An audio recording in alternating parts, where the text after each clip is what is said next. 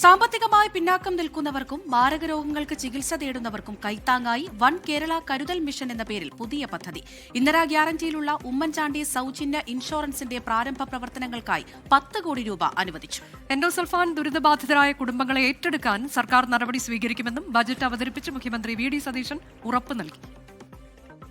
സാങ്കേതിക വിദ്യാധിഷ്ഠിതമായ പുതിയ പ്ലാറ്റ്ഫോമാണ് വൺ കേരള കരുതൽ മിഷൻ.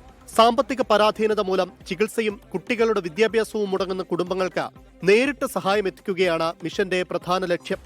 മാരക രോഗങ്ങൾക്ക് മെച്ചപ്പെട്ട ചികിത്സ ലഭ്യമാക്കാൻ സാധിക്കാത്തതും കുട്ടികൾക്ക് ആവശ്യമായ വിദ്യാഭ്യാസം ലഭ്യമാക്കുന്നതിന് കഴിയാത്ത തരത്തിൽ സാമ്പത്തിക പരാധീനത അനുഭവിക്കുന്നതുമായ ഒരു വിഭാഗം ഇന്നും കേരളത്തിലുണ്ട്. ഇത്തരത്തിൽ ബുദ്ധിമുട്ട് അനുഭവിക്കുന്ന അർഹരായ ഗുണഭോക്താക്കൾക്ക് സഹായം നേരിട്ടെത്തിക്കുന്നതിനുള്ളൊരു സാങ്കേതിക വിദ്യാധിഷ്ഠിത പ്ലാറ്റ്ഫോമായി വൺ കേരള കരുതൽ മിഷൻ സ്ഥാപിക്കും. ഉമ്മൻചാണ്ടി ആരോഗ്യ ഇൻഷുറൻസ് നടപ്പാക്കുമെന്ന് ബജറ്റിൽ പ്രഖ്യാപനം.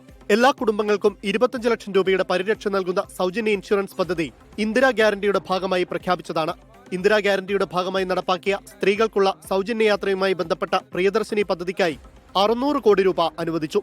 എൻഡോസൾഫാൻ ദുരിതബാധിതരായ കുടുംബങ്ങളെ ഏറ്റെടുക്കാൻ നടപടി സ്വീകരിക്കുമെന്നതാണ് മറ്റൊരു സുപ്രധാന പ്രഖ്യാപനം. വയോജന വകുപ്പിന്റെ പ്രവർത്തനങ്ങൾക്കായി 10 കോടി രൂപ വകയിരുത്തി.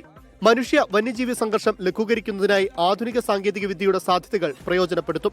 സംസ്ഥാനത്ത് മലയോര കർഷകരും മറ്റു ജനങ്ങളും വന്യജീവി ആക്രമണങ്ങളുടെ ഭീഷണിയിലാണ്. കേരളത്തിലെ കടുവ, പുലി എന്നിവയുടെ ശാസ്ത്രീയ സെൻസസ് നടത്തി അവയെ മാറ്റിപ്പാർപ്പിക്കുന്നതിനുള്ള നിയമവിധേയമായ നടപടി സ്വീകരിക്കും. മനുഷ്യ വന്യജീവി സംഘർഷം ലഘൂകരിക്കുന്നതിനായി ആധുനിക സാങ്കേതിക വിദ്യയുടെ സാധ്യതകൾ പ്രയോജനപ്പെടുത്തും. ആശാ വർക്കേഴ്സിന്റെ ഓണറേറിയത്തിനായി 78 കോടി രൂപ ബജറ്റിൽ പ്രഖ്യാപിച്ചു. 40 വയസ്സ് കഴിഞ്ഞവർക്ക് വർഷത്തിലൊരിക്കൽ ആരോഗ്യ പരിശോധന നടത്തുന്നതിന് ധനസഹായം നൽകുന്ന പദ്ധതി ആവിഷ്കരിക്കും. കാരുണ്യ ആരോഗ്യ പദ്ധതിയിലെ കുടിശ്ശിക ഘട്ടം ഘട്ടമായി തീർത്ത് പദ്ധതിയുടെ കാര്യക്ഷമത ഉറപ്പുവരുത്തുമെന്നും ബജറ്റിൽ പറയുന്നു. 24 തിരുവനന്തപുരം.